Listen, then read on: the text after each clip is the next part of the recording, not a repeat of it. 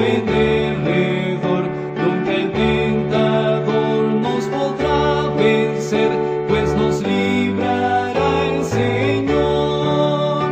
Si sufrimos aquí, reinaremos allí en la gloria celestial. Si llevamos la cruz por amor de Jesús, la corona Él nos dará. No seamos tibios de corazón, ni dejemos nunca el primer amor. Mantengamos firme la profesión de la fe del Salvador. Si sufrimos aquí, reinaremos allí en la gloria celestial.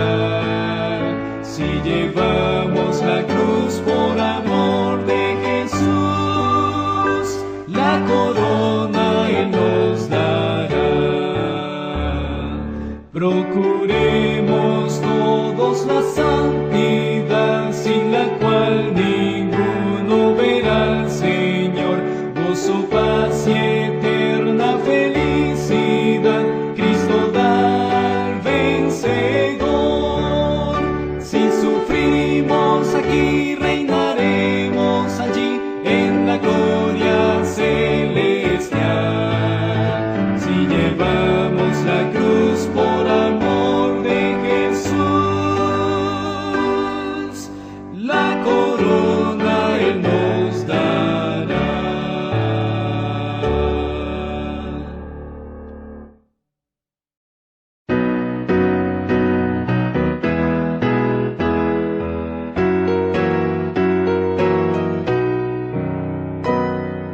Marcharé en la divina luz, marcharé, siempre marcharé en las huellas del buen Jesús, siempre marcharé. Vestido blanco yo tendré, corona eterna ceñiré, feliz allí podré gozar en el Edén sin par. Marcharé con mi guía fiel, marcharé, siempre marcharé, triunfaré por la fe en Él, siempre marcharé. Vestido blanco yo tendré, corona eterna ceñiré, feliz allí podré gozar en el Edén sin par. Marcharé almas a buscar, marcharé, siempre marcharé, los perdidos a rescatar, siempre marcharé. Vestido blanco yo tendré, corona eterna ceñiré, feliz allí podré gozar en el Edén sin par. Por Jesús más que vencedor, marcharé, siempre marcharé al hogar de mi Salvador, siempre marcharé. Vestido blanco yo tendré, corona eterna ceñiré, feliz allí podré gozar en el Edén sin par.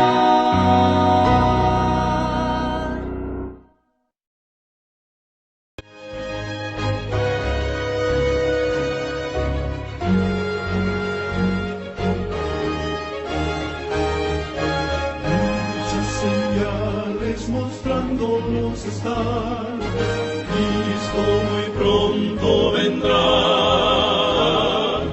un nuevo nuevo sol de un nuevo día va a brillar cuando regrese Jesús. Pronto vendrá, Cristo muy pronto vendrá. Un poquito más, y el que ha de venir vendrá. Porque queremos motivarte a estudiar profundamente la palabra de Dios. Porque alrededor nuestro las señales indican que Cristo viene pronto. Proyecto Sion es una plataforma virtual que tiene el propósito de entrar hasta tus hogares y entonces llevarte el mensaje de salvación en Cristo Jesús, porque Jesús viene ya. Sintonícenos en YouTube, Proyecto Sion en Facebook, en la mañana en los devocionales, el blog de Proyecto Sion, y únete al grupo de oración de Proyecto Sion. Jesús, no lo olvide, viene pronto. Pronto Jesús volverá.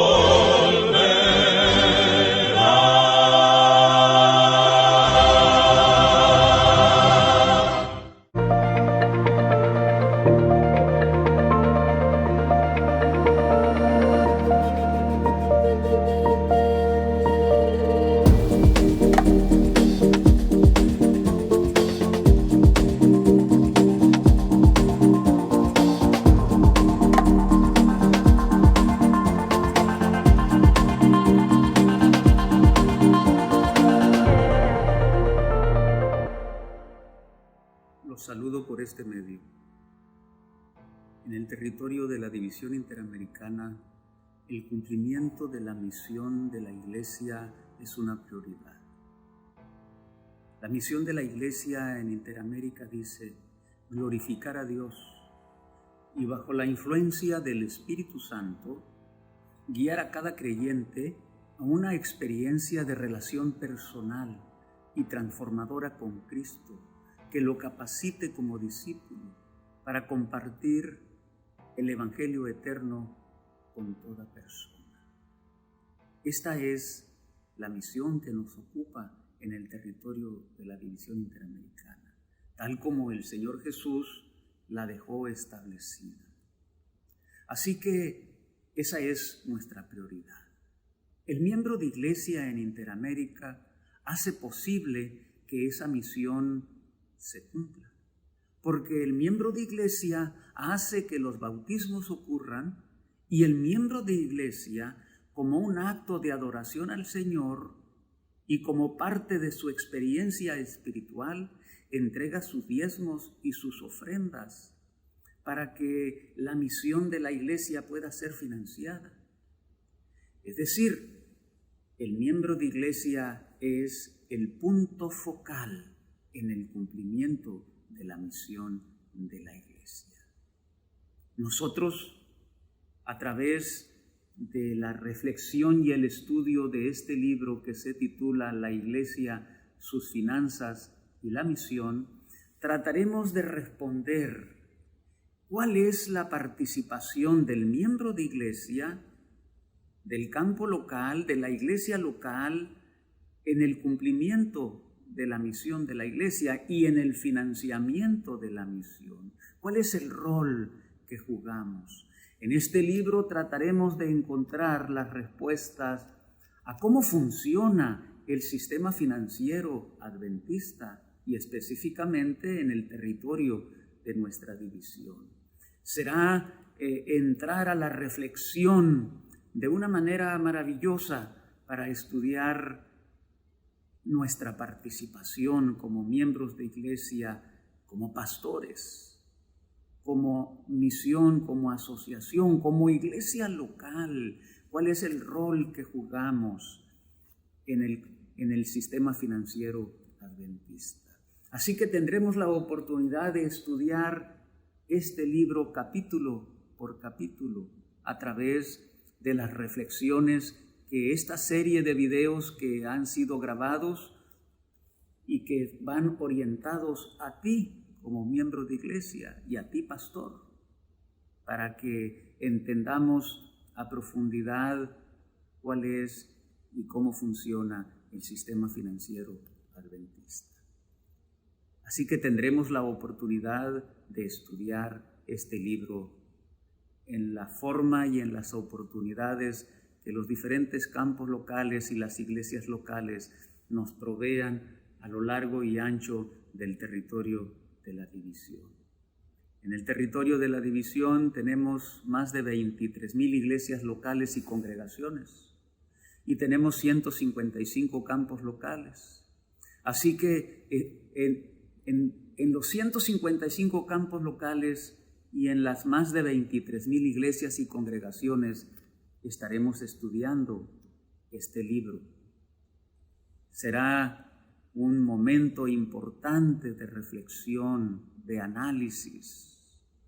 Así que cuando lo hagamos en sus diferentes oportunidades, pidamos la dirección de Dios para que Él nos oriente, ilumine nuestra mente y nuestro corazón para entender el plan que el Señor tiene para cada uno de nosotros. Habremos de reflexionar profundamente en el sistema financiero adventista. Así que este servidor les invita para que reflexionemos en cada uno de los conceptos que este libro nos orienta y que podamos mirar la forma en que como miembros de iglesia participemos activamente en el financiamiento de la misión de la iglesia.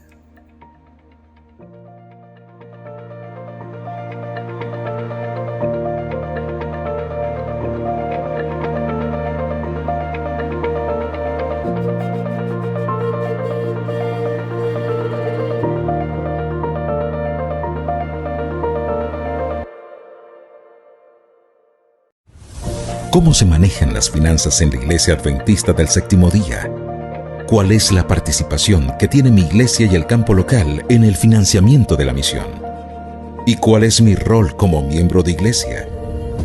Conoce más de estos y otros temas estudiando y compartiendo el nuevo libro, La Iglesia, sus finanzas y la misión. Involúcrate y participa activamente en gratitud y amor por el privilegio de ser colaboradores con Dios.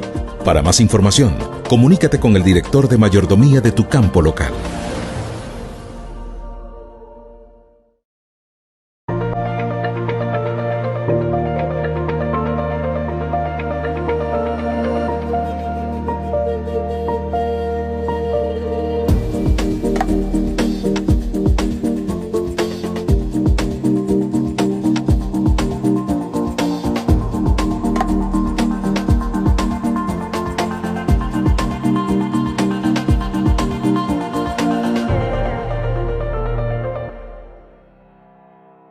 Un saludo cordial para cada uno de ustedes, apreciados hermanos. Tengo el gusto de abrir esta sección del libro La Iglesia, sus finanzas y la misión. Esperamos que juntos podamos fortalecer nuestra fe y experimentar un mayor crecimiento espiritual. Así es que vamos de inmediato al capítulo 1. Un plan perfecto. Dios provee todo lo que su iglesia necesita. Y a propósito de iglesia, es el cuerpo de creyentes que tiene como propósito cumplir la misión evangélica de proclamar el mensaje de salvación al mundo. La iglesia reconoce a Dios como dueño, Señor y creador del universo, según Génesis 1:1, Ageo 2:8, Salmos 50, 10 y 12 y otros textos más. Así es que el Señor muestra su señorío en las obras de sus manos. La iglesia además enseña que Dios es el proveedor y el hombre es su mayordomo y colaborador con Dios en la administración de los recursos de la tierra. Y dijo Jehová: He aquí os he dado toda planta que da semilla sobre toda la tierra y sobre todo árbol en que hay fruto y que da semilla os serán para comer. Génesis 1:29. Desde el principio, de manera generosa, Dios ha provisto todo lo que el hombre ha necesitado para su sustento y protección. Así que el compromiso del hombre es reconocer a Dios como propietario y en gratitud devolver sus diezmos y ofrendas y fidelidad. Además, por medio de sus agentes en la tierra, Dios provee para su iglesia. Así es que la mayordomía es un tema vital, apreciados hermanos, en la vida y experiencia de la iglesia. Y al hablar de mayordomía y el crecimiento exponencial que a través de los años hemos experimentado, es importante tomar en cuenta el aporte significativo hecho por los pioneros, quienes centraron todos sus esfuerzos en buscar nuevos métodos, nuevas formas para financiar la evangelización.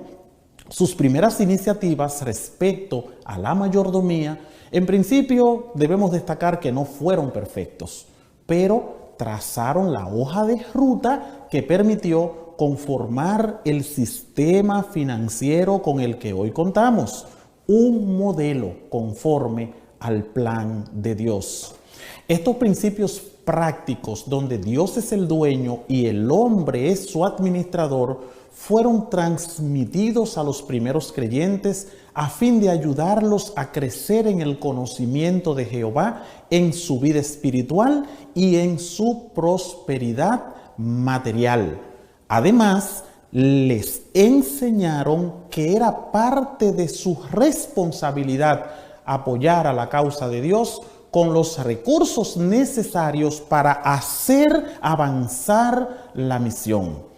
Al estudiar este tema de la mayordomía, los pioneros tuvieron dos grandes desafíos en mente. En primer lugar, cómo financiar la obra de Dios y en segundo lugar, cómo hacer que ésta avanzara hasta llegar hasta el último rincón de la tierra. Ellos sabían que para ser efectiva la misión necesitaban algo. Necesitaban recursos financieros que no tenían, pero sabían que podían ser provistos por Dios a través de los miembros de iglesia y así cumplir con la comisión evangélica. La idea consistía en crear un plan tan perfecto que pudiera permanecer en el tiempo e hiciera que la obra de Dios creciera, hacer la iglesia más fuerte con una estructura organizativa capaz de generar recursos, administrarlos, distribuirlos con la finalidad de penetrar todos los continentes e islas con el último mensaje de amonestación al mundo.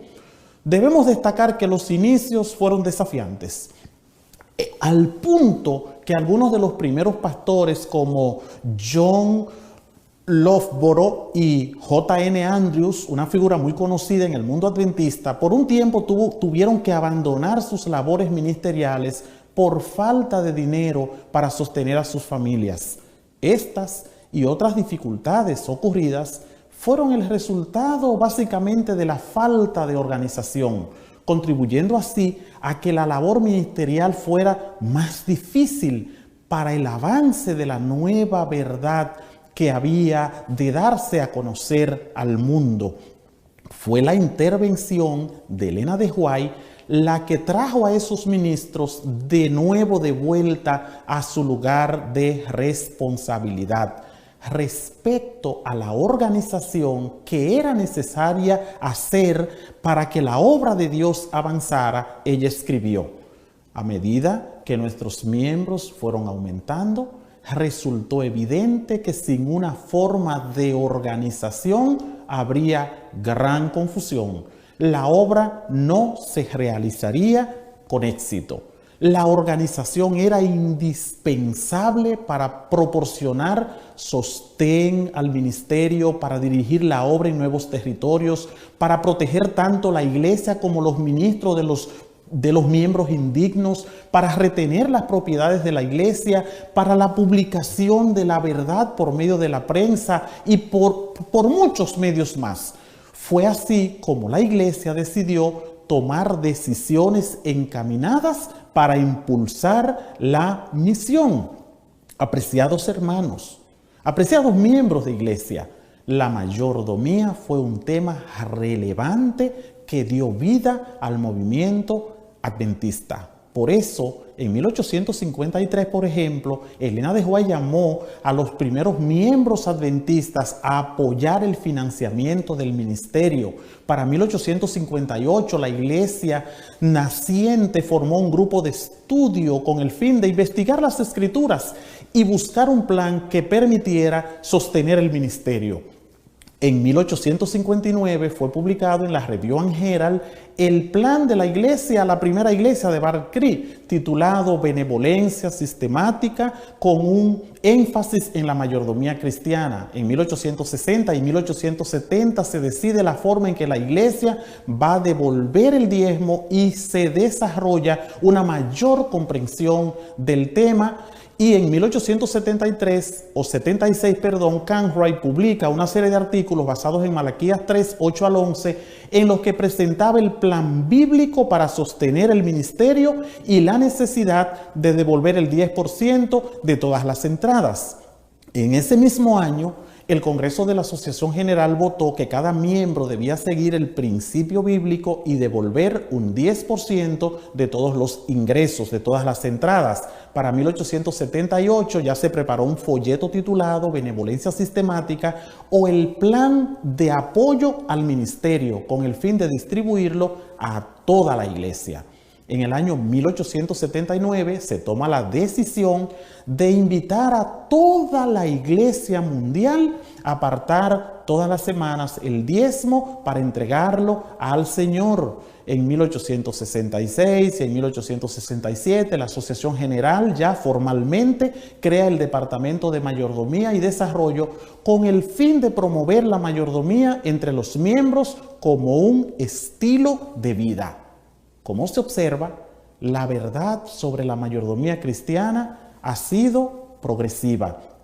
A través de los años, rayos de luz han sido derramados sobre la iglesia. Dios ha conducido este pueblo y lo seguirá conduciendo mientras nos preparamos para su retorno en gloria. Pero mientras ese tiempo llegue, necesitamos proclamar a un Cristo crucificado, resucitado y próximo a venir. La iglesia adventista ha sido establecida por Dios en esta tierra con un propósito especial y le proveerá lo que se necesita para cumplir la misión. Elena de White dijo: Dios tiene un pueblo distinto, una iglesia en la tierra que no es inferior a ningún otro pueblo, sino superior en capacidad de enseñar la verdad y vindicar la ley de Dios. Dios tiene agentes designados debidamente, hombres a quienes está guiando, que están cooperando con los instrumentos celestiales a fin de hacer progresar el reino de Dios en este mundo. Ese gran pueblo, ese al que tú, querido miembro de iglesia, y yo pertenecemos, y nuestro deber sagrado es apoyar con nuestros talentos, con el tiempo, con energía y con los diezmos y ofrendas, según dijo Elena de White en Consejo para la Iglesia, la página 324. Así que aunque la iglesia cuenta con un sistema financiero bien organizado y fuerte, debe mantenerse alerta. ¿Por qué? Porque como dijo el apóstol Pablo, nuestra lucha no es contra carne ni sangre, es contra principados, contra potestades, contra los gobernadores de este siglo de las tinieblas, contra huestes espirituales de maldad en las regiones celestes, según Efesios 6:12. Los líderes espirituales debemos cuidar la iglesia, debemos cuidar el plan establecido por Dios para el sostén de la iglesia. Por eso las palabras de Malaquías dirigidas al pueblo de Israel antiguo y a nosotros hoy están vigentes. Traed todos los diezmos al alfolí. Y estas palabras deben ser enseñadas a cada miembro de iglesia. Y esa responsabilidad recae sobre los dirigentes. La siguiente declaración expresa de manera firme la responsabilidad del liderazgo de la iglesia respecto a este tema. Algunos dejan de educar a la gente en lo que se refiere al cumplimiento de su deber. Predican esa parte de nuestra fe que no despertará oposición ni desagradará a los oyentes, pero no declaran la verdad, toda la verdad. La gente disfruta de su predicación, pero hay falta de espiritualidad porque no se satisfacen los derechos de Dios. Su pueblo no le da los diezmos y las ofrendas que le pertenecen. Y los pastores que trabajan con la gente y no les presentan la sencilla voluntad revelada de Dios son puestos bajo condenación con la gente porque han descuidado su deber. Esa cita está en Consejo sobre Mayordomía Cristiana, página 86. Los dirigentes deben instruir a los miembros de iglesia para que puedan crecer en su comprensión del lugar que le corresponde a Dios en la vida del ser humano, su papel como mayordomos y su responsabilidad sagrada de ser fieles, teniendo en cuenta que al final de la historia cada uno tendrá que dar cuenta de su mayordomía. Apreciados hermanos, la iglesia le pertenece a Dios y Él la va a sustentar mientras haya almas que salvar en esta tierra. Por eso diseñó un plan para que en forma continua fluyeran los recursos a la tesorería con el fin de que la obra creciera, avanzara y la predicación del evangelio no se detenga. La llama de la verdad debe mantenerse viva, ardiendo en los corazones de la humanidad como un poder salvador para todo aquel que cree en su nombre. Y en lo que respecta al diezmo, como medio señalado por Dios para el sostén del ministerio evangélico, la Biblia declara: y el diezmo de la tierra, así de la simiente de la tierra como del fruto de los árboles, de Jehová es cosa dedicada a Jehová. Si alguno quisiere rescatar algo del diezmo, añadirá la quinta parte de su precio por ello. Y todo el diezmo de vacas o de ovejas y de todo lo que pasa bajo la vara, el diezmo será consagrado a Jehová. No mirará si es bueno o malo, ni lo cambiará, y si lo cambiare, tanto él como el que se dio en cambio serán cosas sagradas, no podrán ser rescatados. Levítico 27, 30 al 33. Como podemos ver, el diezmo no era opcional en la vida religiosa del pueblo de Israel. Tampoco lo es para la iglesia de este tiempo. Dios habló a un pueblo con una economía que dependía de la ganadería y la agricultura. Por ello, al momento de hablar del diezmo, no dejó fuera ninguna de sus fuentes de ingresos para que el pueblo comprendiera la solemnidad de este asunto. Y es bien notable la declaración que se refiere al rescate del diezmo en el pasaje anterior. ¿Qué significa esto? Supongamos que un agricultor había separado parte de su cosecha como diezmo dedicado al Señor y lo quería sustituir porque tal vez necesitaba el grano para la siembra. Bien podía hacerlo, pero debía pagar, además del equivalente, un impuesto adicional de un 20%. Esto Dios lo hizo con la intención de que el pueblo entendiera lo sagrado que era el diezmo y no intentara crear formas de desviarlo de su propósito original. Cabe destacar que los animales no podían ser rescatados. Cuando un ganadero tenía que entregar a Dios el diezmo de sus ovejas o terneros, encerraba todo el rebaño en un corral con una salida angosta donde solo podía salir un animalito a la vez. Cuando se abría la puerta, los animalitos corrían en busca de sus madres, así que al pasar los animales por la puerta, el dueño dejaba pasar 9 y tocaba el 10º con su vara, dejándole una marca de color. No importaba la condición del animal, si éste fuese de calidad inferior, perfecto o defectuoso, era recibido como legítimo diezmo, según el comentario bíblico adventista, la página 121 y 122 del tomo 1. Así es que Dios instituyó el diezmo como una forma de eliminar el egoísmo del hombre y motivarlo a reconocerle como dueño, colaborando en el plan de redención.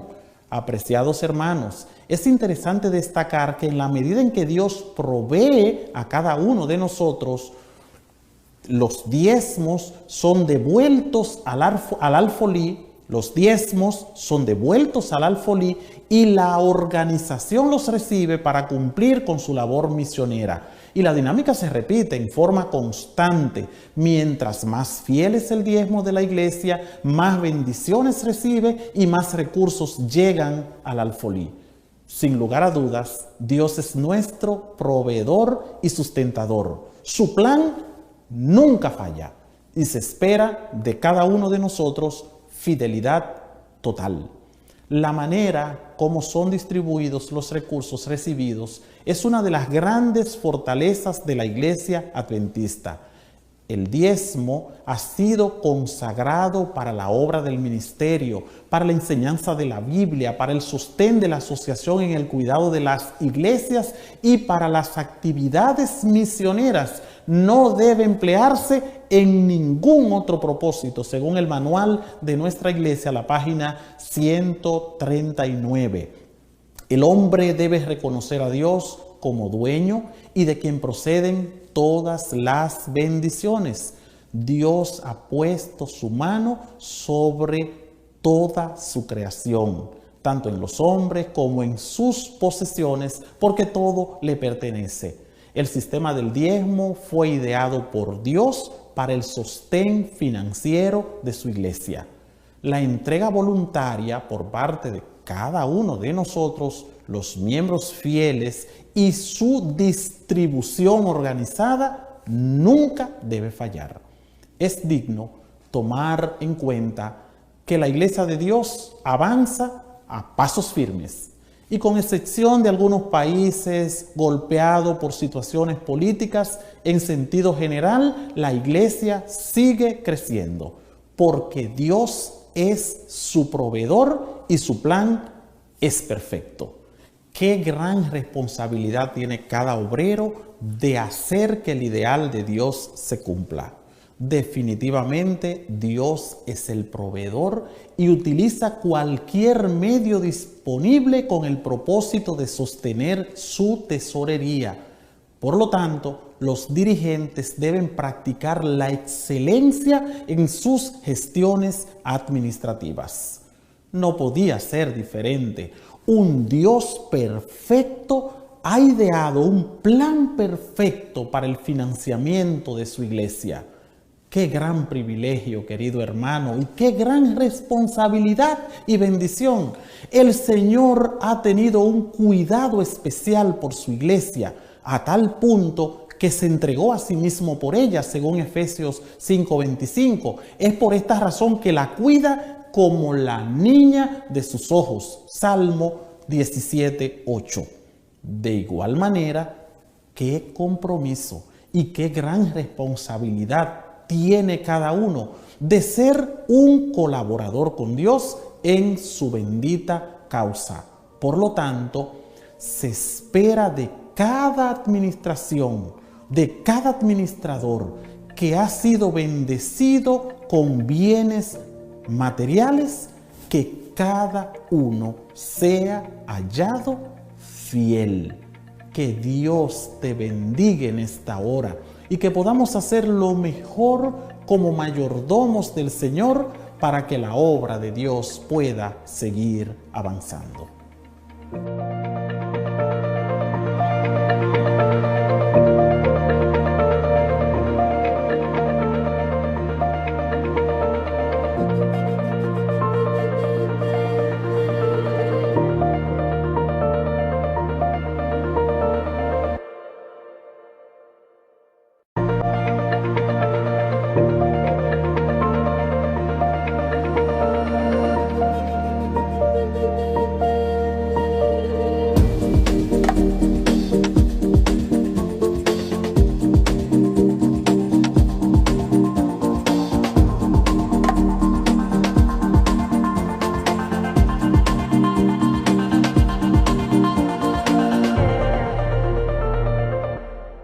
Un saludo cariñoso para todos los hermanos y hermanas que son parte de este estudio especial del libro La Iglesia, sus finanzas y su misión.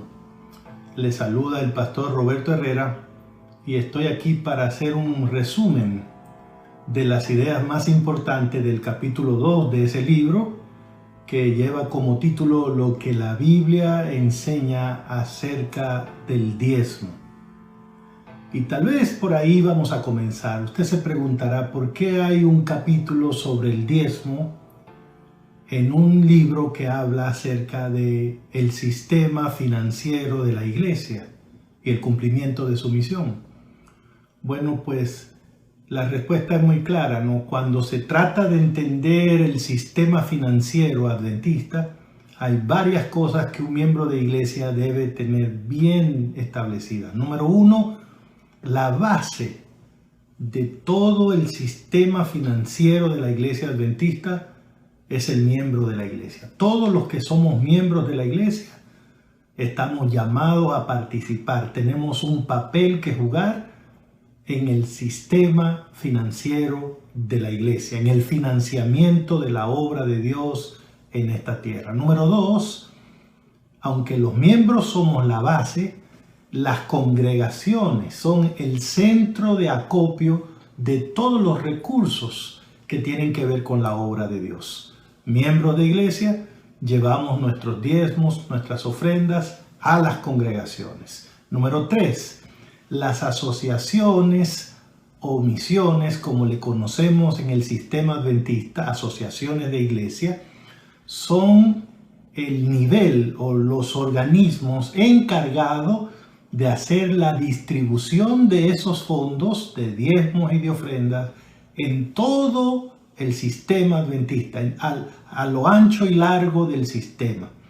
Y número 4, la otra cosa que debe saber un miembro de iglesia es que cuando se trata de recursos financieros, la iglesia adventista se sostiene de 3 fuentes fundamentales y autorizadas por el Señor, que son los diezmos, las ofrendas y donaciones voluntarias. Elena de White hizo esa declaración autorizada en un libro que se llama Alza tus ojos, la página 111, donde ella declara exactamente eso. La obra de Dios debe ser sostenida con diezmos, con ofrendas y con donaciones voluntarias. Así que nos pareció adecuado que si la obra de Dios se sostiene financieramente con recursos de diezmos y de ofrendas y de donaciones voluntarias, tendríamos entonces como iglesia que estudiar esos temas a la luz de la Biblia. ¿Qué enseña la Biblia sobre ese asunto de los diezmos? ¿Qué enseña la Biblia sobre ese asunto de las ofrendas? Y si nosotros como iglesia en nuestro sistema financiero estamos reconociendo la enseñanza bíblica. Así que en este capítulo 2 incluimos el tema de los diezmos y en el siguiente capítulo hablaremos un poquito acerca de las ofrendas. ¿Qué es lo que van a encontrar, hermanos y hermanas, cuando vayan al capítulo 2? Pues en primer lugar van a encontrar una explicación básica, pero me parece suficiente, que muestra claramente que nuestra doctrina, nuestra enseñanza acerca de los diezmos, como todas las demás doctrinas de nuestra iglesia, está ampliamente, sólidamente fundamentada en la santa palabra de Dios. Es un tema absolutamente bíblico. No es un tema denominacional, no es un tema eclesiástico, no es un tema que la iglesia inventó, generó. No fue que de repente tenemos una iglesia y ahora ¿qué hacemos para sostenerla? Y inventamos el tema de los diezmos. No, cualquier persona, incluso que no sea miembro de la iglesia, puede ir a la Biblia y va a encontrar el tema allí. Pero si somos miembros de la iglesia, entonces deberíamos ir para asegurarnos que lo que estamos haciendo está alineado con la palabra de Dios. ¿Y qué es lo que encontramos cuando vamos a la Biblia? Bueno, la doctrina bíblica de los diezmos está fundamentalmente explicada en el Antiguo Testamento. Y vamos a ver eso. Y vamos a ver también que el Nuevo Testamento no se dedica a explicar la doctrina, porque ya lo hace el Antiguo, pero sí la valida, la apoya y muestra claramente que todavía sigue siendo el plan de Dios para el sostenimiento de su obra, aún en este tiempo. Es interesante cuando usted repasa la información que hay en el Antiguo Testamento sobre los diezmos, que usted no solamente encuentra mucha información, sino información muy significativa. Por ejemplo, encontramos que el asunto de que los seres humanos trajeran ofrendas, trajeran recursos a Dios con propósitos religiosos, está mucho más allá de la existencia del pueblo judío como nación y también de la existencia de la iglesia como organización. Génesis 4 del 1 al 5 muestra a los hijos de Adán y Eva, los primeros seres humanos, trayendo ofrendas delante del Señor porque el propio Dios se lo había solicitado. Esto lo que nos ayuda a entender es que ofrendar, que traer recursos, que devolver diezmo, bíblicamente no está justificado por pertenecer a una iglesia. No diezmamos porque somos miembros de una iglesia. No diezmamos porque somos nacionales de algún tipo de país.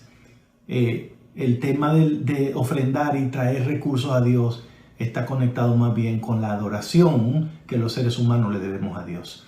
Así que el argumento de que el sistema del diezmo fue para sostener el sacerdocio levítico judío se cae por su propio peso, porque mucho antes de la existencia de los judíos ya los seres humanos ofrendaban y traían recursos delante de Dios.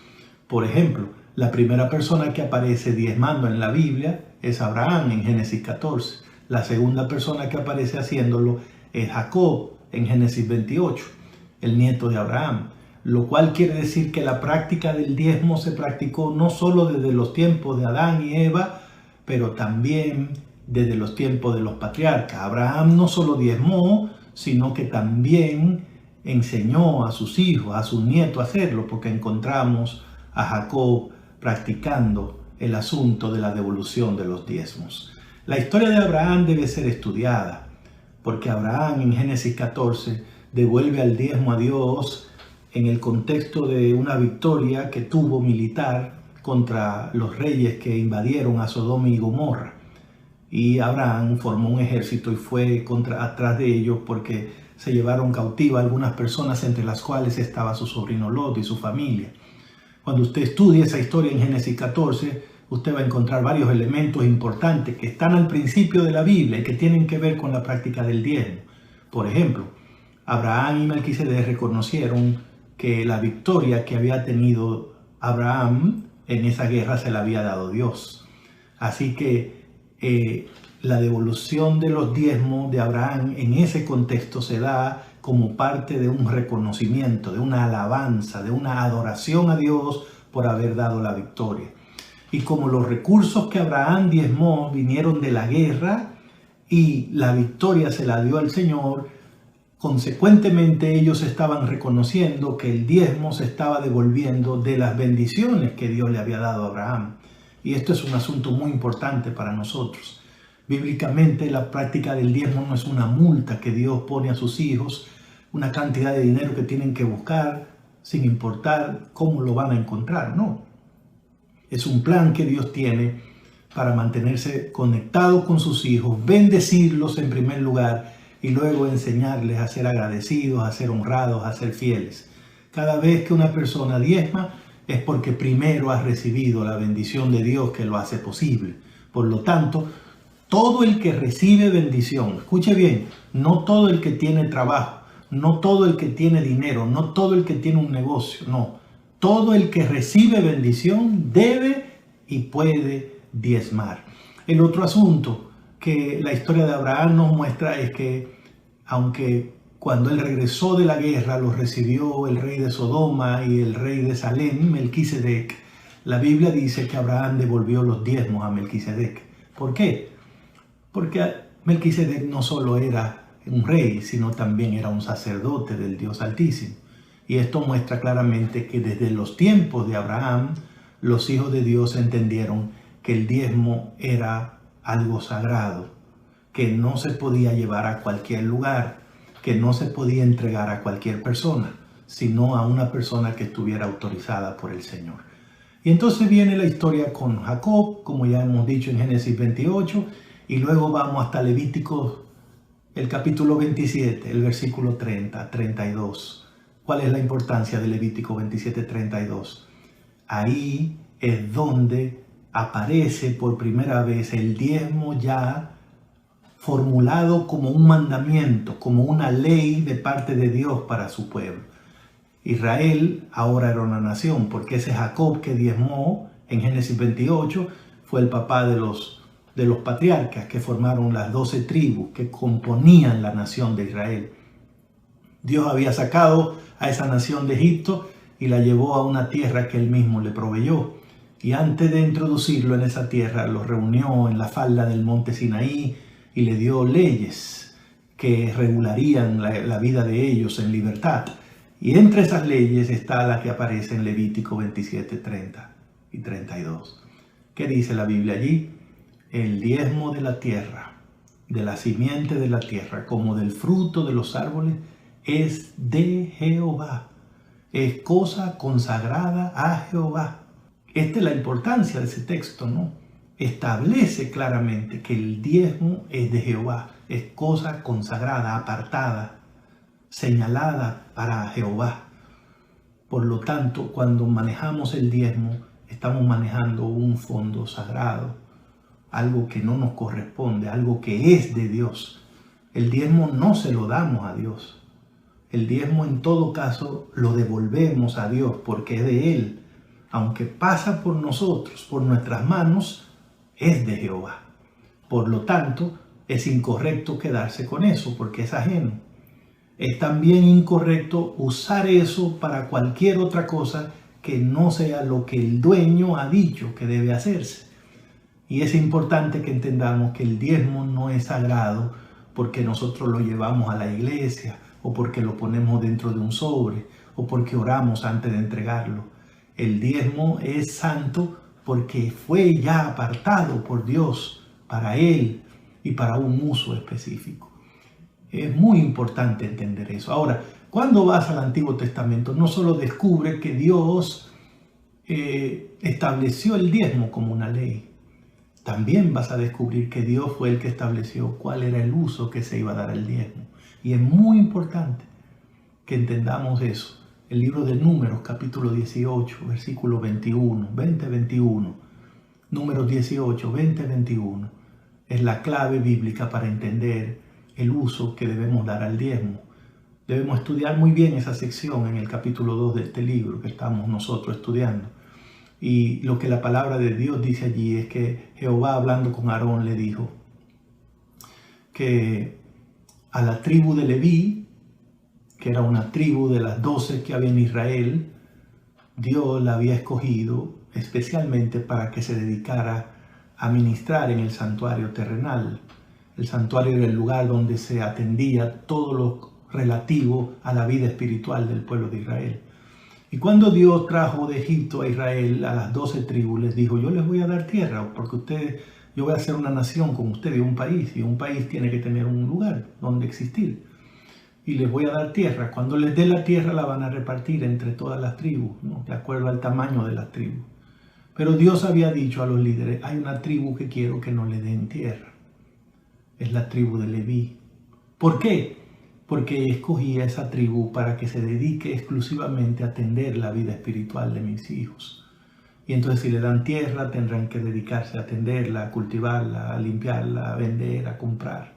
Y van a descuidar la otra parte. Así que no le den tierra. Y no se preocupen por ellos, aunque no tengan herencia en tierra, yo, dijo Jehová, voy a hacer la herencia de ellos. Y entonces ahí usted encuentra en números 18, 20 y 21 cómo Dios explicó la forma como Él se iba a ocupar de mantener a los levitas. Entonces les dijo, yo he decidido dar los diezmos que Israel me trae a mí, dice el Señor, y esos diezmos yo lo he dado todo a los levitas como herencia por el trabajo que ellos hacen en el santuario en favor de mis hijos. Entonces, esa es la razón por la que el diezmo no solo es sagrado, no solo es apartado para Dios, sino que por orden del propio Dios solo debe usarse en el sostenimiento de aquellos que dedican exclusivamente su tiempo, su vida, sus intereses a la obra de Dios, a la predicación del Evangelio o atender la obra de Dios en este mundo. En el caso del sistema adventista del séptimo día, el sistema financiero, esa es la razón por la que cuando nosotros, los miembros de la iglesia, llevamos el diezmo a nuestra congregación, la tesorería de la congregación envía todo ese dinero a la asociación o a la misión. ¿Por qué? Porque el dinero del diezmo solo se debe usar en el sostenimiento de los que trabajan a tiempo completo en la obra de Dios. Y por lo tanto, en el caso adventista, las congregaciones no emplean a los pastores, no le pagan a los pastores. Las congregaciones no tienen una relación laboral con los pastores. La relación es espiritual. Y punto. En el caso de los adventistas, las asociaciones o misiones emplean a los pastores, pagan a los pastores y atienden cualquier situación de orden laboral o legal que la iglesia tenga que ver de acuerdo a las leyes de los países donde nosotros funcionamos. De manera que cuando ustedes vean, hermanos, que le digan que todo el diezmo que recogimos aquí en la iglesia se fue a la asociación, siéntanse felices de saber que el sistema está funcionando de acuerdo al principio bíblico. Y el principio bíblico es que Dios, que es dueño del diezmo, ha decidido entregarlo para sostenimiento de aquellos que se dedican exclusivamente a atender su obra en esta tierra. En el capítulo 2 también hemos presentado algunas ideas para ayudar a los miembros de la iglesia a tener cuidado con algunas teorías que existen con relación al tema de los diezmos, pero que no se sostienen, no son ciertas. Una de ellas es que, por ejemplo, el diezmo era un sistema que funcionó en el Antiguo Testamento y luego ya caducó cuando Cristo murió. Los que dicen eso están tratando de hacer notar o hacer creer que la ley de los diezmos o los diezmos eran una ley ceremonial, ¿no? Me refiero a leyes, ceremonias que existían para anunciar la venida de Cristo.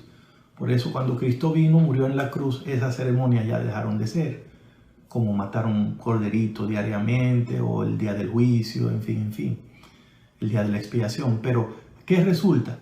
Que el diezmo no era una ley ceremonial. El diezmo no fue una ley dada para anunciar la venida de Cristo. El diezmo fue una ley que se estableció para enseñarle a los seres humanos que Dios es el creador y el dueño de todas las cosas. Por lo tanto, mientras exista Dios, mientras exista el mundo, Él seguirá teniendo ese mismo derecho y la ley del diezmo sigue vigente porque sigue enarbolando una verdad que aún es inconmovible, es pertinente. La soberanía de Dios, la propiedad de Dios sobre este mundo. La otra teoría que hemos tocado en el capítulo es que algunos también quieren decir que sí, el diezmo se habla, pero en el Antiguo Testamento, en el Nuevo Testamento no. Eso es falso. Estudien bien el capítulo 2, estudien bien el Nuevo Testamento y van a ver que el Nuevo Testamento lo que no hace es volver a explicar la doctrina del diezmo, porque ya se hace en el Antiguo y la Biblia es toda la palabra de Dios. Lo mismo pasa con la doctrina del sábado como día de reposo. ¿Dónde se explica esa doctrina? En el Antiguo Testamento. El Nuevo no vuelve a hacerlo, pero si usted va al Nuevo, usted va a ver que Cristo, los apóstoles, la iglesia guardaron el sábado como día de reposo y nunca lo cambiaron ni lo abolieron. El diezmo es un tema que lo mencionó Cristo en la parábola del fariseo que él relató en Lucas 18, en Mateo 23, hablando acerca de justamente algunos de los problemas que tenían los fariseos. Él habló sobre el diezmo. Fue un tema que también trató el apóstol Pablo cuando habló a los hermanos en la carta a los Hebreos, en el capítulo 5, el verso 7. Y él hizo una declaración muy importante en 1 Corintios, cuando él le dijo a los hermanos: los que trabajaban en la antigüedad, en el santuario, en el altar, comían de las ofrendas que se hacían en el altar. Los que participaban del templo comían de lo que la gente traía al templo. Y luego Pablo dijo: de la misma manera Dios ha establecido que los que anuncian el evangelio vivan del evangelio. El apóstol Pablo estaba diciendo: el que hizo ese sistema en la antigüedad fue Dios. Y hoy, para sostener su obra, Dios sigue estableciendo el mismo principio, que los que se dedican al evangelio vivan de lo que produce el evangelio. ¿Y qué produce el evangelio? Diezmos, ofrendas. ¿Con qué debe ser sostenida la iglesia? Con diezmos, no con ventas, no con actividades empresariales, no con que la iglesia se aproveche de los miembros o le venda alguna cosa o le ofrezca algún servicio a cambio de dinero. El diezmo, la gente no lo da a la iglesia. Nadie debería darle dinero a una iglesia. El diezmo es un asunto que devolvemos a Dios y lo hacemos a Dios como reconocimiento de que Él nos da todo, Él nos sostiene, Él es todo para nosotros. Además, Él manda en nuestra vida. Él tiene derecho a decirnos: esto sí, esto no, entrega esto, no puede tocar aquello, ponlo acá. Él es el soberano, Él es el dueño y lo puede hacer. Y por eso, en reconocimiento de eso, lo hacemos. Quiero animarles cuando vayan al capítulo 2 que estudien muy bien la información que aparece con el profeta Malaquías. Malaquías fue uno de los hombres que Dios más usó para hablarnos acerca del diezmo. Y por Malaquías es que nos damos cuenta que el sistema del diezmo es para personas que son honradas con Dios. Que el sistema del diezmo es para personas que son honradas porque son gente, número uno, que ellos mismos traen el diezmo. Nadie los obliga. Y número dos, porque cuando lo traen completo. Traed todos los diezmos. Malaquías fue el hombre que nos explicó que el diezmo no se puede usar para ninguna otra cosa que no sea traerlo al alfolí. Traed todos los diezmos al alfolí. El diezmo no se usa para ayudar gente necesitada o pobre, o comprar comida o medicina, o pagar mis deudas o mis propias necesidades. No se puede con el dinero del diezmo, porque ya fue separado. No lo puedo volver a separar, a menos que yo crea que yo tengo más autoridad que Dios. Fue Malaquías que Dios usó para explicarnos que el diezmo debo darlo aun cuando no esté yo conforme con la forma como los que dirigen la iglesia lo hacen. Lo que puedo hacer es hablar con quien tenga que hablar, pero no dejar de ser fiel a mi Dios porque yo piense que otro no está siendo fiel. No hay circunstancias, según dice Malaquías, que yo deba usar como una excusa para no ser fiel a Dios. En fin, hermanos, yo diría que el capítulo 2 muestra claramente que el tema del diezmo está más que justificado y explicado en las Santas Escrituras. Y lo que quiero animarles es a ir a este capítulo, leer bien los textos que hemos presentado ahí, analizar bien, tener discusiones en grupos. Tal vez todavía al final el pastor o uno de los ancianos o la persona encargada puede ayudarnos a ver algunos que otros asuntos que por razones de tiempo en este video no he mencionado, pero que están ahí.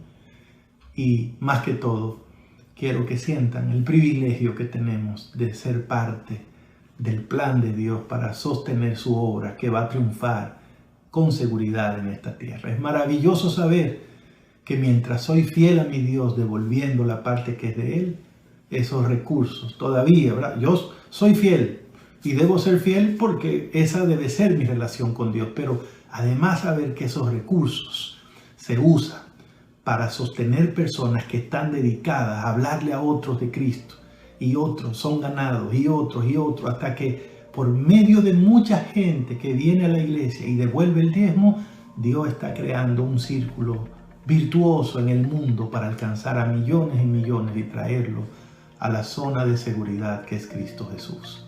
Ojalá que tú y yo seamos parte de ese ejército de Dios, de esos hombres y mujeres que son fieles a Dios en toda circunstancia. Que el Señor les bendiga a todos.